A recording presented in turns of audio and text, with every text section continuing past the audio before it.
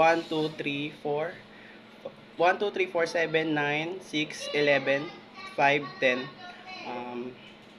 Good morning. My name is John Cedric M. Pugay, graduated on DEFCOM CLP, BSBA Human Resource Management.